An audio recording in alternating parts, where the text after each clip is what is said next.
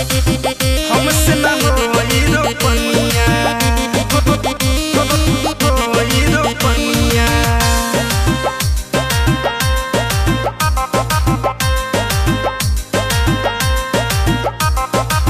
ससुर में नहाया नहर हई बहुरिया, घरवा से खेतवा बहुत बाते दुरिया।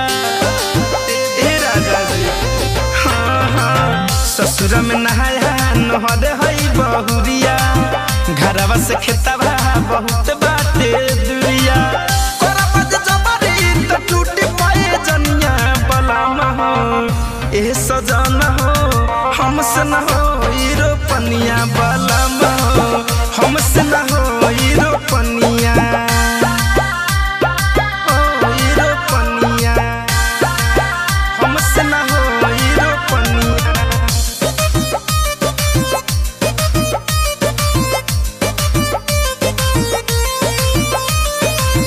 पहिले न कहल न हमके बतवल, यही खातिर कारा जगवन करवल।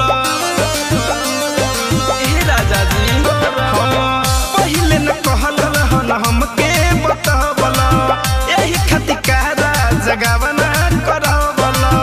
कहब त भोल लेके आइब मीठा पनिया बलम हो एह सजन हो, हमसे न हो रोपनिया बलम हो, हमसे न हो रोपनिया।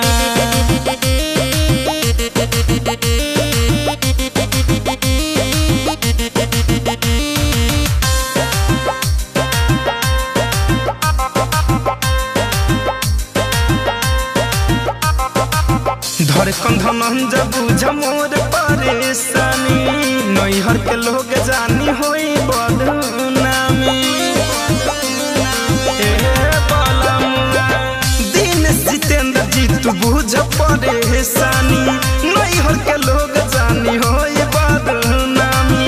भले पिसवाली हो आम के चटनिया बलम हो ए सजन हो, हमसे न हो